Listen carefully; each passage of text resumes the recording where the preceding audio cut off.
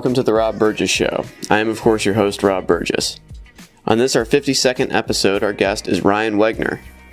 Ryan Wegner is one of the founders of Audm, that's spelled A-U-D-M, an app which presents the world's best long-form journalism read aloud word for word by celebrated audiobook narrators. Ryan graduated from Columbia University, where he also earned a PhD in clinical psychology. He's worked for 2 previous startups on the business development/strategy side.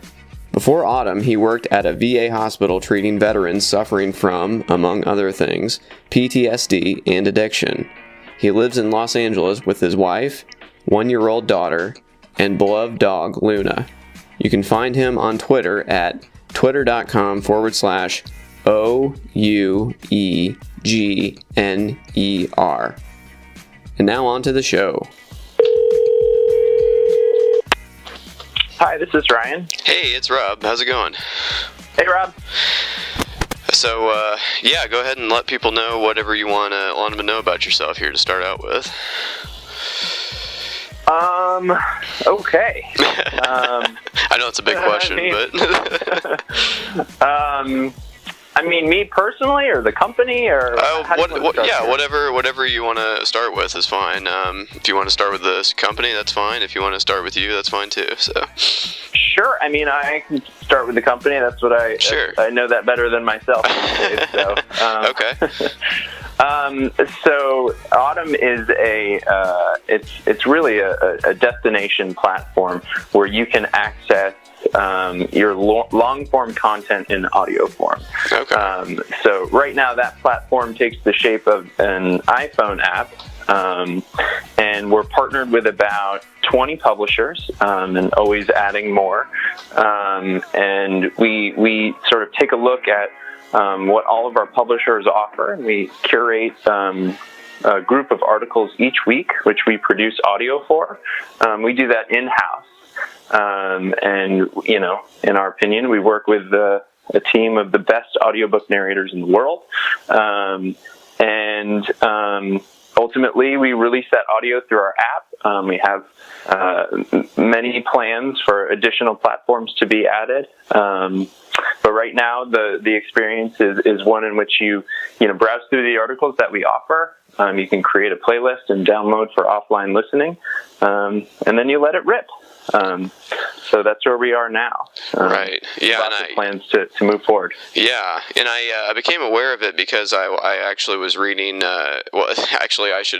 started reading a article on The Atlantic. And this happens to me all the time. I don't know about you, but I'll get like 20 tabs open on my browser of like really long articles that, I should read that. Like if I'm scrolling through my Twitter timeline, I like see like 20 articles I want to read. And I never have, because I'm at work and I can't just sit there for an hour and stare at the screen and do nothing at work. I wish I could, but I don't have time necessarily to do that. And I also, I drive a lot. I commute an hour each way to work.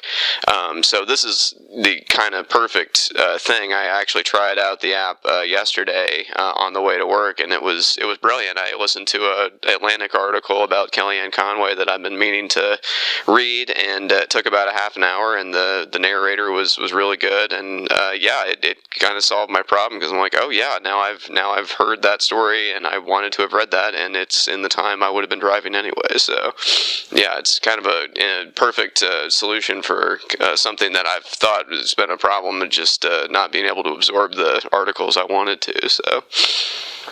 Well, you're definitely tapping into the problem that we wanted to solve. I think having, 50 tabs open with articles you want to get to is the modern day version of the stack of New Yorkers that build up because you never get to the issue. Yeah. And when my co-founder Christian and I started this company, that's what we were thinking of. How do we make it practical to get to the content that you don't have time for? There's so much great storytelling out there. There's so much great long form content that people just don't have the time for. So applying the audiobook model to it seemed like a good good solution to that problem. So I'm glad you enjoyed the app. Oh yeah, I do a lot. Now I did think it was interesting how you have different narrators for different stories. How do you go about choosing them? Is it based on the gender of the writer that wrote the article because you want it to be in their voice, or is it maybe a main character that you want to have more of that voice, or how do you go about choosing who reads which article? Yeah, so after Christian and I sort of settle on the articles that we want to produce audio for that week, we talk about narrator choice, we know our narrators very well at this point, and we try and pick a narrator who just feels like the best fit for the style of the article. Definitely we take into account, who are the main characters of this article, which narrator would be ideal in capturing the voices of those characters in the article. With that said, all of our narrators can pretty much handle any article that we throw at them. So, we're very lucky in that sense to have put together a pretty bang up team of talent. But getting to your question about gender, we don't necessarily select a narrator based on the gender of the author. There are exceptions.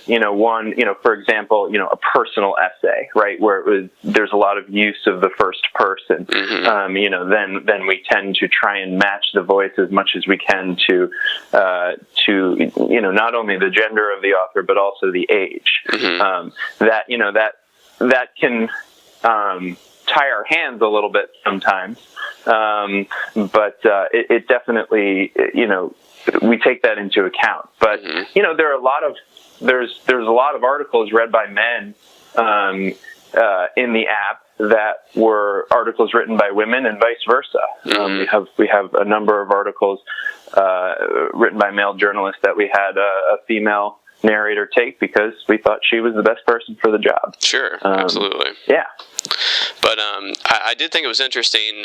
Within the article, of course, there'll be quotes from people who aren't the journalist. And do you ever have the person kind of switch their voice a little bit when they're reading a quote from someone within the article? Like if it's like, say, a woman talking, and then all of a sudden it's supposed to be a man that's quoted. Do you just kind of let them read it as the same, or do you kind of encourage them to do a voice, or what? How does that work? Yeah, so, a lot of these narrators do fiction, and they'll incorporate, 25, 30, 35 different voices into a book. You think of a guy like Jim Dale, who narrated the Harry Potter series. He's got like 100 voices, for all these different characters over the course of the 7 books. For nonfiction, we definitely have our narrators make it as clear as possible to the listener that, they're in a quotation. They're listening to a quote from somebody right now. It's not the author's voice anymore. Right. And, we worked with our team of narrators to find a balance because, we didn't want them to over dramatize quotations, in our earliest testing of the app, we got feedback from users that in a certain, for a certain, group of articles or one article, there was a feeling that, a narrator was too dramatic in the reading of a quote. And especially when you're kind of dealing with nonfiction content like this, we have the narrator take a little bit more of a neutral stance in how they read a quote. With that said, a lot of them are actors, or all of them are actors, really. And I think we're at the point now where all of them have found that balance that we're looking for. Between reading a quote and the listener knowing it's a quote, and also if there's emotion behind it, I think getting in touch with that emotion, but also, not over dramatizing it, not making it like a you're listening to Harry Potter, right? Something like that. Of course, yeah. So when there is an opportunity, though, for because a lot of the things you do are nonfiction, kind of long form journalism. If there is a chance to put, and I do this sometimes with people I'm talking to, if there's a on my podcast, I'll put if I can get like a YouTube clip that I can pull the audio from, and we're talking about a certain interview or something, then I'll just throw that in there right in our conversation sometimes. Is that ever something that you consider, or do you just have them, do you think you'll always just have people just read the quotes, or have you given any thought to experimenting with putting actual, live audio within that, since, it might be available if it's a well-known quote that you could get? Yeah, definitely. So we've thought a lot about, sound design and the use of source audio. In fact, we have done it on one of our articles. There's an article from the London Review of Books in the app called Living the Life. And it talks about, the world of high-powered talent agents, looking at people like Michael Ovitz, who were, sort of pioneered the modern version of what it looks like to be, the overlord of a talent agency. So in the beginning of the article, we had Barbara Caruso read this piece, who's, a woman who, she read a couple of Joan Didion books. So she's serious, but she's incredibly talented. Actually, a lot of people think that she has a British accent, but she doesn't. She studied at the Royal Academy in Britain. But anyway, getting back to the story here. So we had her reading the article, and then there was an extended quote from the TV show Entourage. And so we spliced in that audio. We had her read the quotes. It included, it was just like a really like crass quote. It was like Ari speaking. Sure. And he was just saying some pretty awful stuff. We were like, okay, let's see what it sounds like with the source audio in there. And it sounds awesome. I mean, we love it. But that's the only time we've done it thus far. I think it would be great, if you're, if you're reading an article like we did, the Ta-Nehisi Coates piece, My President Was Black. I saw that. Yeah, that was actually one of the first ones I noticed that you guys had done. Yeah. Yeah. Just such a wonderful article. But, I think as we,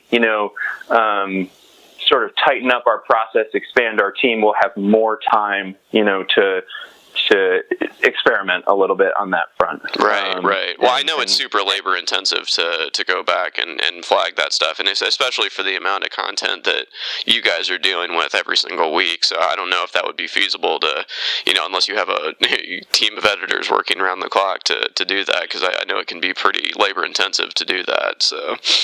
Yeah, definitely. I mean, I think we'd like to. So right now, I'm pretty much the one who oversees, the audio production process. So I'm responsible for all that audio that gets into the app at this moment. If that were the only thing I did, I think that would free up, a lot of room to start getting a little bit more creative. But alas, I have, I wear 10 other hats, as does Christian. So we're pretty strapped at this point. But it'd be great to bring on a team member when we're ready, who really owns the entire audio production process. Oh yeah, absolutely. Well, I know that with the startup, mentality or whatever, it's always, you're kind of like you said, you're running around like a chicken with your head cut off, doing 10 different things that you normally would have one person do. too. So you're definitely making a lot more work for yourself when you do it all yourself like that. So right, exactly. Yeah. Everything is going simultaneously awesome and terrible at the same time. That's a good way to put it. It's great. Yeah, definitely. So now, when you approach publishers, what is your pitch to them? Are they and what is their reaction when they hear about this idea? Is it something they're receptive to, or do you feel like you have to kind of work hard to kind of sell them on the idea of this? Publishers right now are in, the early stages of sort of deciding what they want to do with audio, how they want to, whether they want to, start to create their own content, whether they want to take existing content and create audio based around that. So, in the early days, I pitched publishers. We actually Christian as well. We pitched publishers by sending them the beta version of the app. They got a chance to, kind of test it out. Some publishers were very quick, and they're like, okay, sign us up, let's do this. I think, publishers see it as a great way to learn about how their content performs, especially when it's kind of one-to-one spoken word version of their articles. I think a lot of them are very curious, this is an obvious opportunity. What's the payoff? What does it look like? And again, I think for us, we put so much into our audio production. We're at the very high end of the market here, and I think that publishers rest assured that we do their content justice. Again, we see our partners and the great publishing houses as really the best storytellers out there. So especially when it comes to long form, where you have to keep somebody's attention, and they also need to understand, what they're listening to. There are a lot of sentences that our narrators read that are, have very complex grammatical structures, and they are very difficult to read. In the early days of the company, I did the narration just for like early testing purposes. And, I think of myself as a literate, educated person, and the narrations were just terrible. Oh yeah. And it was, at once humbling, but also, super informative about how hard something like this is.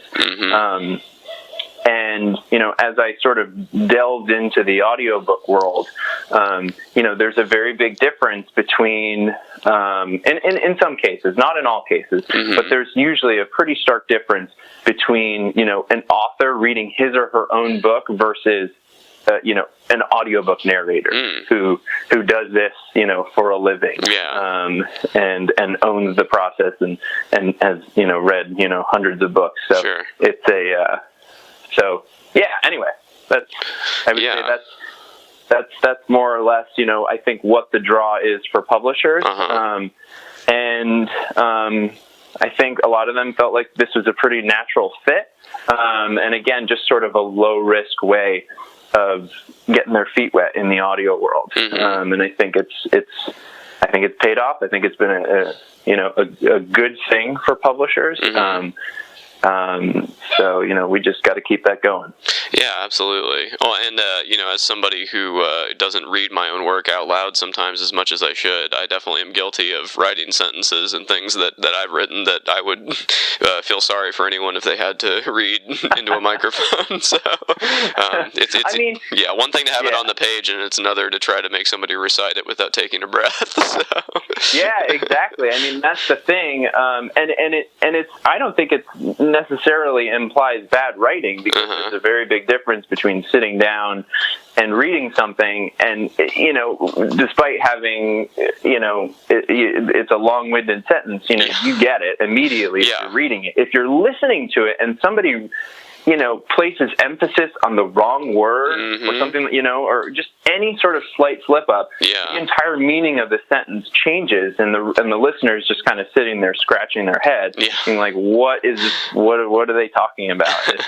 So, again, I think it's a real art form, and all praise to our narrators. So definitely.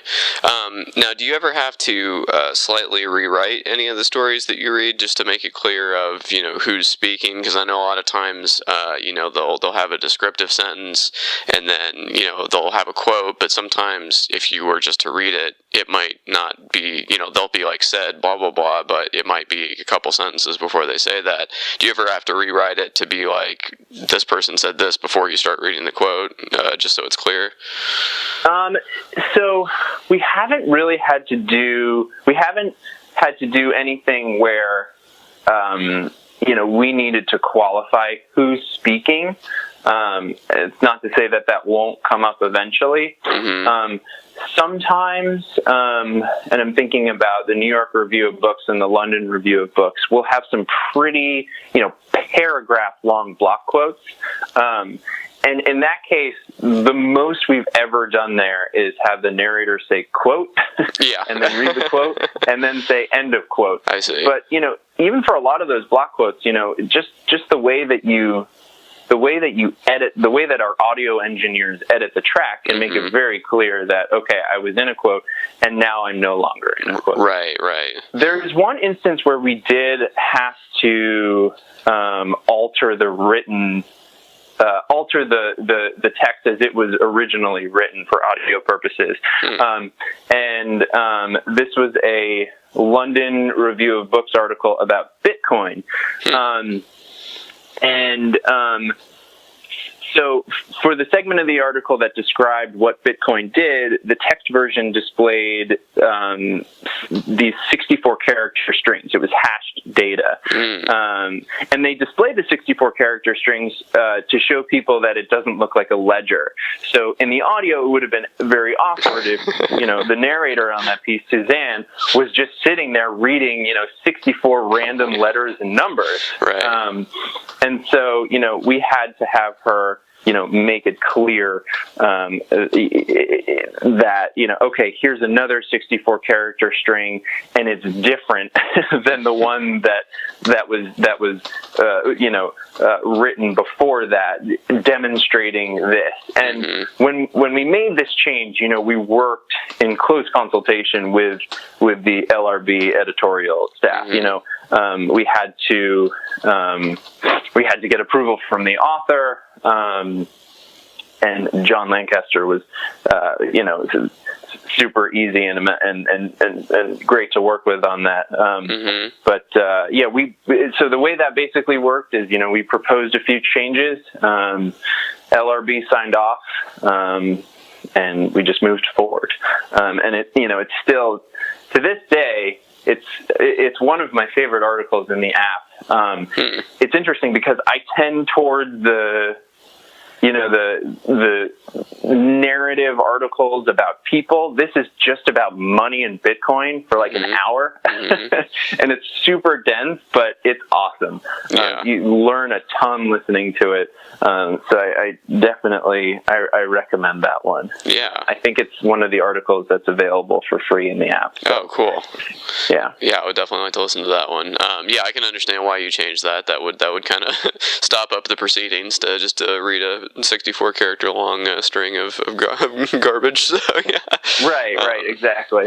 Now, when you go through and pick what articles, what do you base? What's your criteria for articles that you think would be good to feature on the app? Is there something about certain articles that jumps out at you that'd be like, yes, this would be a good one, or do the publishers propose ones to you, or how does that work?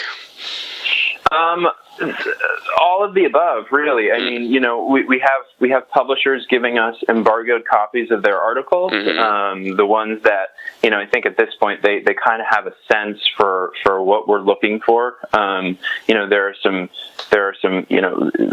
very sort of basic criteria, like it should be a long form article. That for us is usually like 2,500, 3,000 words or more.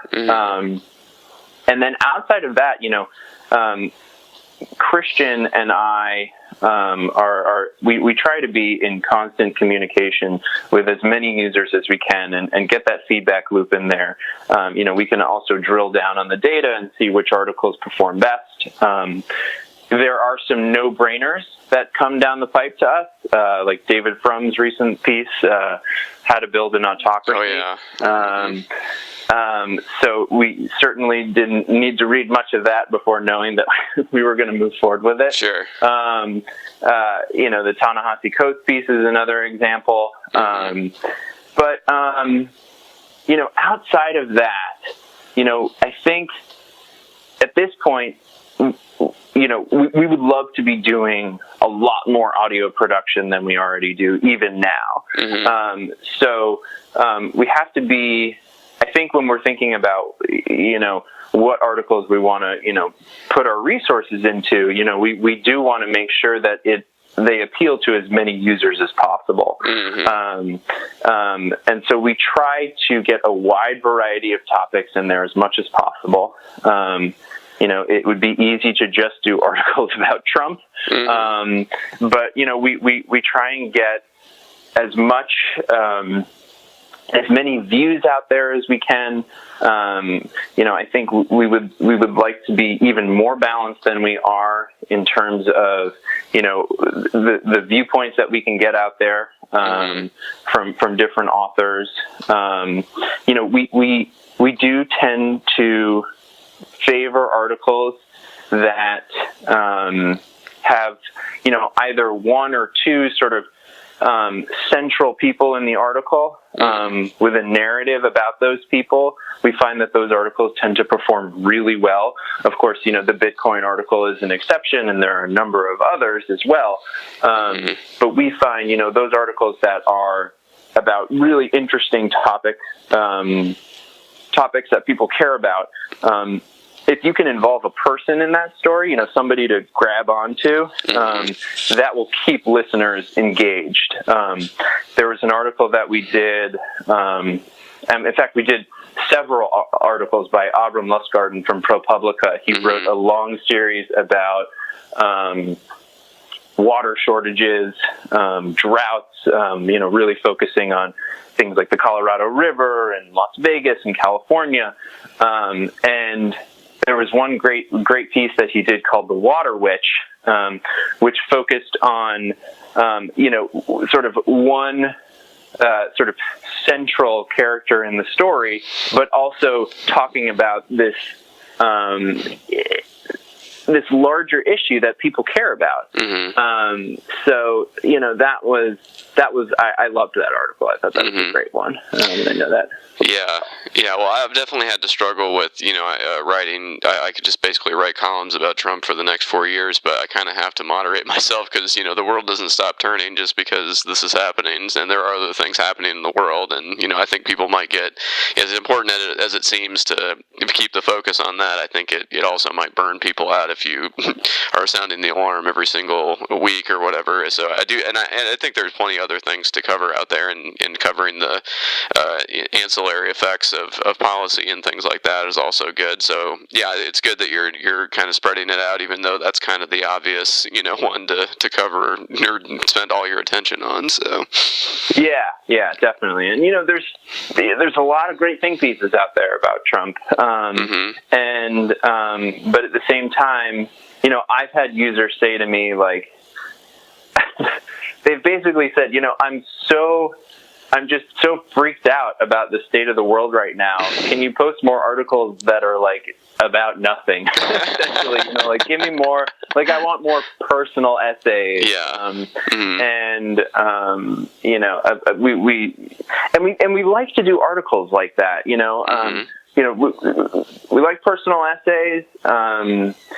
But we released an article recently from a publisher called Guernica about Roger Ebert as and this it's not confirmed, but it seems pretty clear that he did a lot of Wikipedia editing. Yeah, I heard something about that. Yeah, I heard that. So this is like kind of a long piece about that, and it's super interesting. It's especially if you have any sort of affinity towards Ebert and his writing. Oh yeah, I went to Ebert Fest 2 years in a row and actually interviewed his widow, Chaz. So. Oh yeah, awesome. Yeah. Yeah, she's I think briefly discussed in the article. Oh, cool. Well, so yeah. Didn't somebody publish just a book of his Wikipedia edits? Was that what it was about? I don't know. Yeah, I thought somebody had self-published a book of just Roger Ebert's Wikipedia edits, but I'll have to research that. But anyway, that's really interesting. I'll have to go back and listen to that one. So what do you see as your main competition? Do you see any other companies in the same space trying to do what you're doing? And how do you, and if you do, how do you differentiate yourself in the marketplace? Yeah, I mean, so there are several companies in our space right now.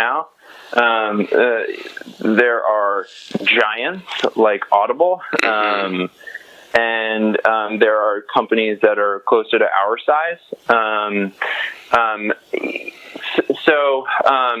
I think the ways in which we stand out, we've got a great roster of partners, and we've also got a very specific focus on long form. But I would say the big differentiator right now is that we produce the best audio that's out there.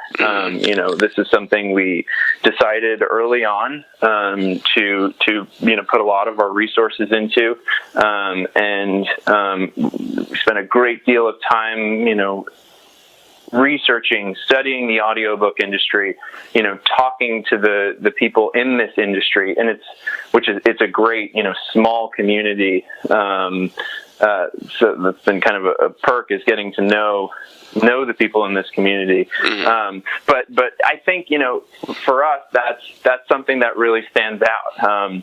I think we've got a great app that has, a lot of unique features. For example, as the audio is playing, the text of the article will scroll. Yeah, I saw that. That's really cool. Yeah. And it's funny, we didn't design that part, the playback screen, so that people could read and listen at the same time necessarily. But I've had a lot of users tell me that that's one of their favorite features. With that said, the purpose behind that screen is actually how you navigate the audio. So if you scroll down or up or away from wherever you're currently listening, and tap on any paragraph, the audio will go to that paragraph. Cool. And that's to solve the problem of, you're listening to a podcast, or an audiobook, and you've got one of those sort of, seek bars, and it just drops you in the middle of nowhere, and you don't really have much context. Yeah. I think we're trying to think as much as we can about features like that, which makes it easier and better for the user. You talked about starting an article and not finishing it. One of the things that we've talked about with our partners is incorporating, whether it's a browser plugin or just incorporating our technology directly into the publisher's website, but being able to pick up listening where you left off reading, and vice versa. So basically, you would tap on you would click on a paragraph where you're leaving off because you have to get into your car, and say, okay, send this to Autumn, to the app, so that I can keep listening, or so I can continue the article by listening. Get a push notification on your phone, and then you jump right to that spot in the article when you're ready to start listening. This brings in voice commands, voice computing, products like Alexa and Google Home, which we think are going to become very ubiquitous. We think digital audio is going to be following you around. And so, what I just described, we hope that you're doing, we hope that you're doing that with your voice, saying, okay, Alexa or whoever, send that article to my car. Right. Let me pick up listening. Have that ready for me. Mm-hmm. Incorporating ideas like, putting little pockets of data into the audio where you can stop listening to the article mm-hmm. and be like, how did these two people meet again? Right. when did Ross Anderson start Silk Road? How did he meet his girlfriend? Get caught up again just by using your voice. So there's so many places to take this. We do think voice is the next big thing, as do many others. Mm-hmm. And we're just trying to stay a couple of steps ahead of it right now, so that we're, very poised to capitalize when, everybody has a voice living in their house. Yeah, right, exactly. Not to sound Orwellian about it, but a telescreen in my house, wonderful. I think audiobooks and kind of the podcasts, I feel like we're kind of at the, it's kind of just reaching. I feel like Serial was kind of the thing that broke people into thinking about listening to long form stories in a real way, that people hadn't even listened to podcasts before. I remember back in the 90s there was a Seinfeld episode where George had to pretend like he was blind so he could get the audiobooks or whatever. I don't remember the details of that one, but it was such a niche thing that it wasn't ubiquitous at all. And now I feel like the podcasts are really, and kind of audiobooks, and the idea of listening to something while you're doing something else and absorbing the information that way is kind of reaching peak, ubiquity. People kind of know about it finally. I feel like, I was always into it. I had audiobooks on cassette tape even way back in the day. So, I definitely was, I listened, taking information through my ears. I think one of the better ways is getting it that way. So this has always been something I've been interested in, but I do feel like the technology and just the idea of doing that is definitely kind of reaching critical mass or whatever. So, yeah, I think you're right. I think, Serial was definitely, it was the first time where I remember my wife and I we were literally sitting in our living room, playing Serial through a Sonos speaker, that's normally hooked up on a TV, and we're just kind of sitting around the couch listening to this audio, and it just felt, it was like, this is new, this is different. Yeah.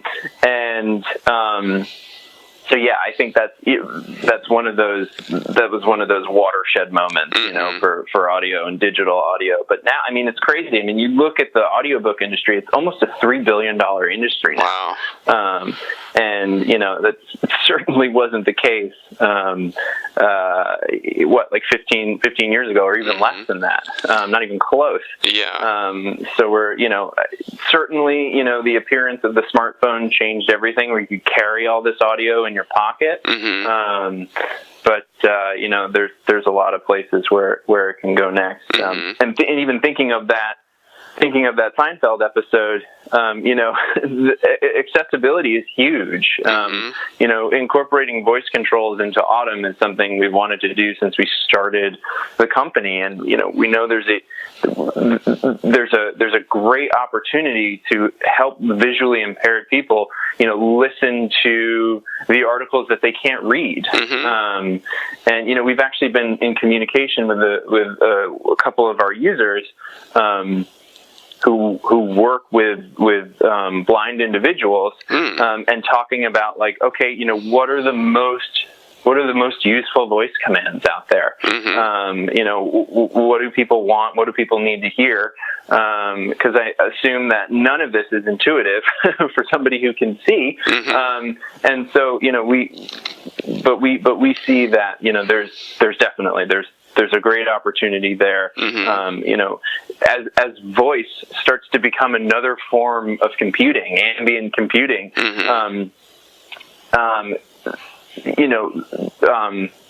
accessibility is going to be huge for that. Oh, absolutely. it's going to change the game, I think, for the visually impaired. So, oh, absolutely. Oh, yeah, definitely. Now, I thought you had a pretty interesting bio that you sent me. You've got a PhD in clinical psychology. So how did you go from that career path to this one? How did that happen? That's a good question.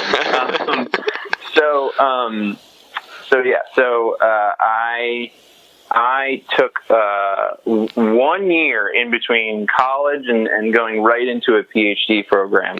I met my wife in graduate school. The clinical PhD program at Columbia is quite small. We were a class of 6, so just a side note, there was a lot riding on my wife and I making it and not ruining it for the other 4 people if there was a nasty breakup. A third of our program is gone. Right, exactly. Or a third of our program is still here, but they're not. They don't like each other. Yeah, right. But we did it. Anyway, so my wife had pretty serious back surgery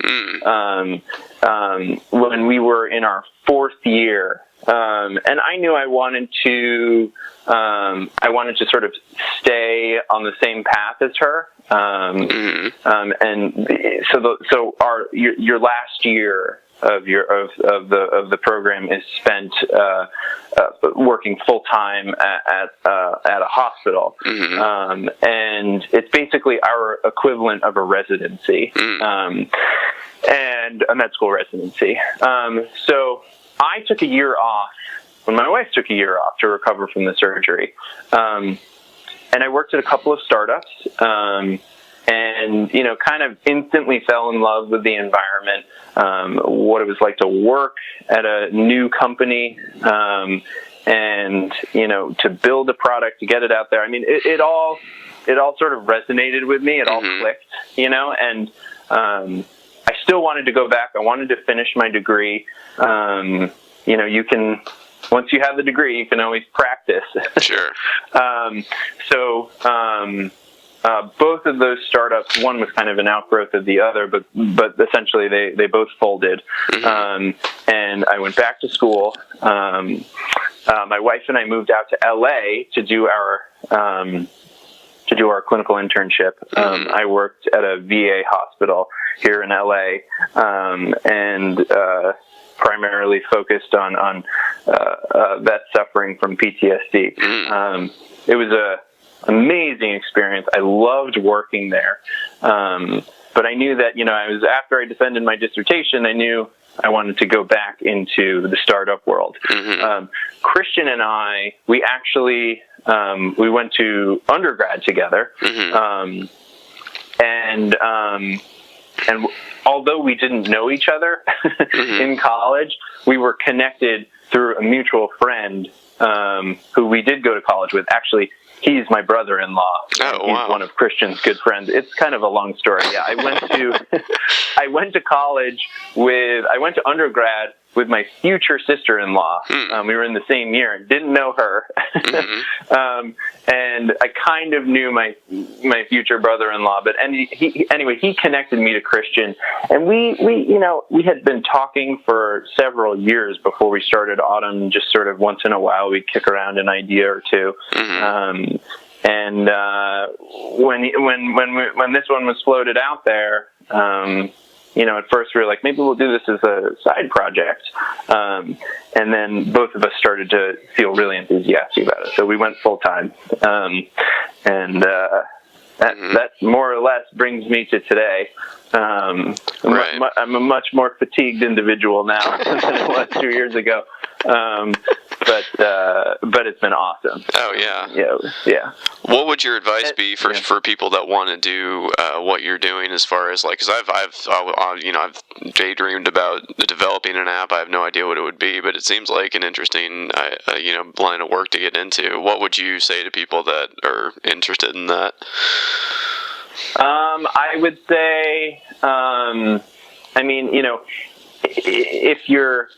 if you're thinking about it, just know that it is a grind that is difficult to describe.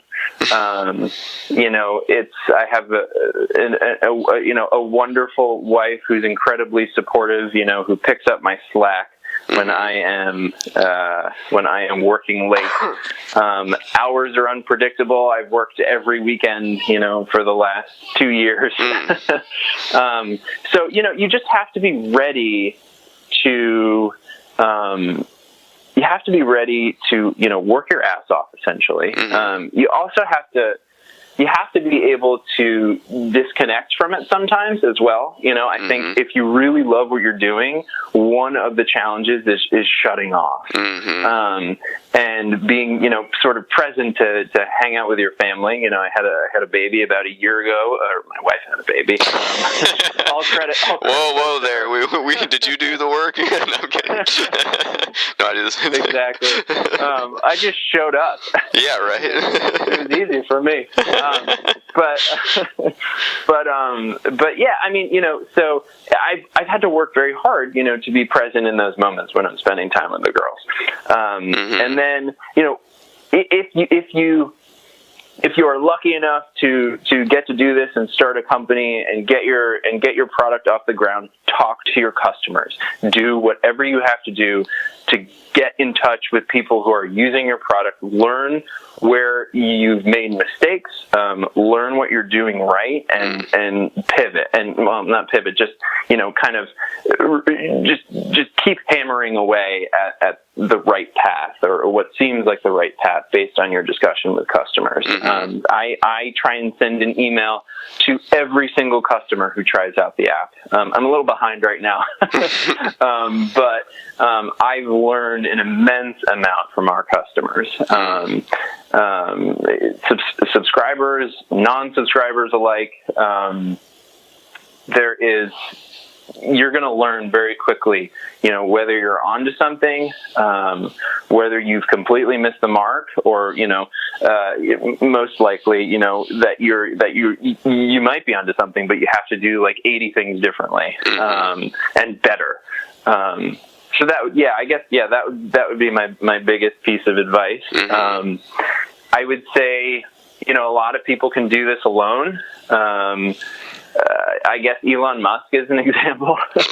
But, for those of us who aren't Elon, get a co-founder, do this with somebody else. It can be really tough. It's a marriage in and of itself. And Christian and I have this sort of added challenge of being on opposite sides of the country. Christian lives in Brooklyn. I live in Los Angeles. And there are so many great organizational tools out there already that help, keep that process alive. But you have to make sure that you are, talking things through, understanding, where the challenges are in a partnership like that. And I wouldn't recommend starting a company with somebody, who's on, it'd be great if you were in the same city. That would be awesome. But, even if you are, you have to work hard at keeping that partnership tight, and productive.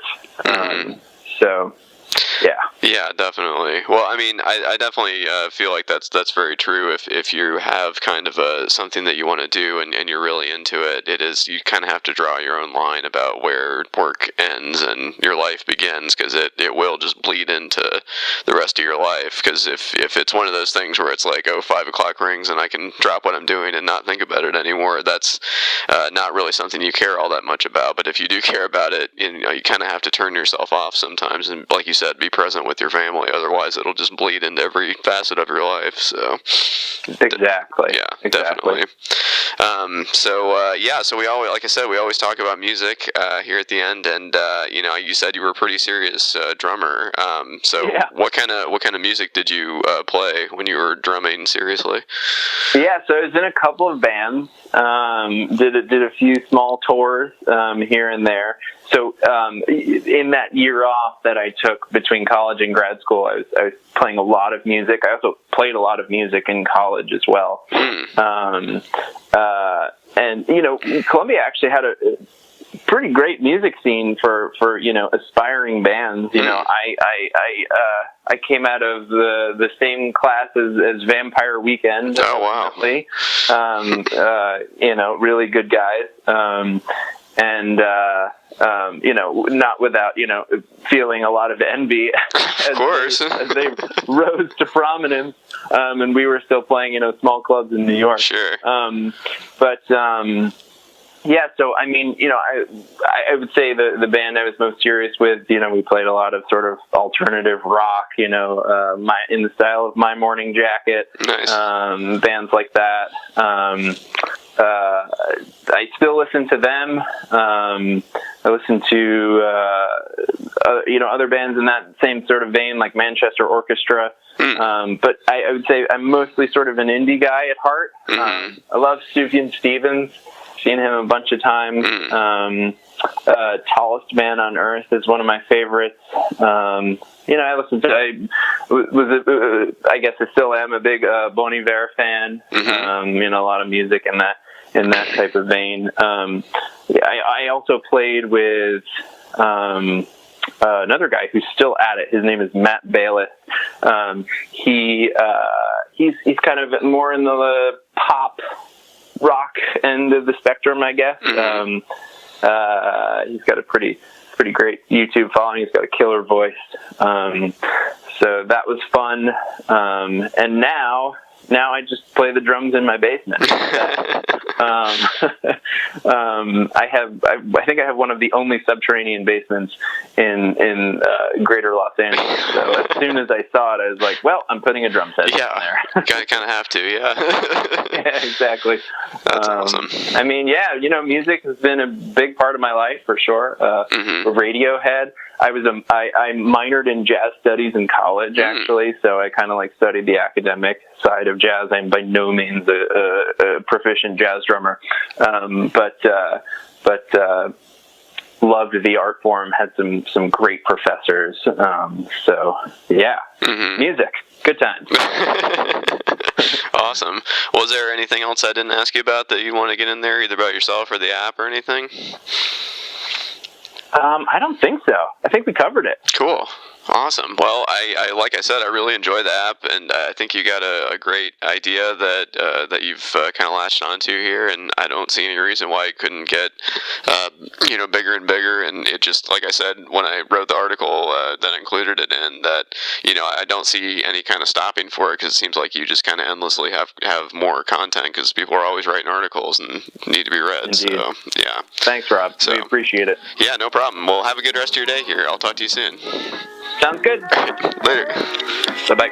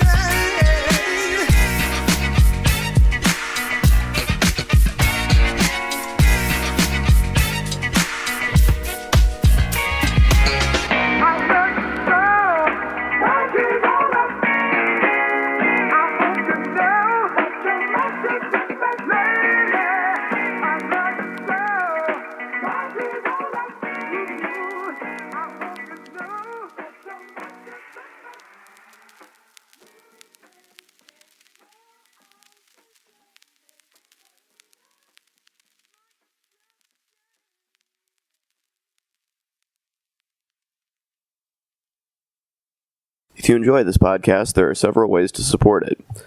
I have a Patreon account, which can be found at www.patreon.com/Rob Burgess Show Patreon. I hope you'll consider supporting in any amount. Also, please make sure to comment, follow, like, subscribe, share, rate, and review the podcast everywhere it's available, which includes iTunes, YouTube, SoundCloud, Stitcher, Google Play Music, Facebook, Twitter, Internet Archive, TuneIn, and RSS. It really helps. The official website for the podcast is www.therobburgesshow.com. You can find out more about me by visiting my website, www.thisburgess.com. Until next time.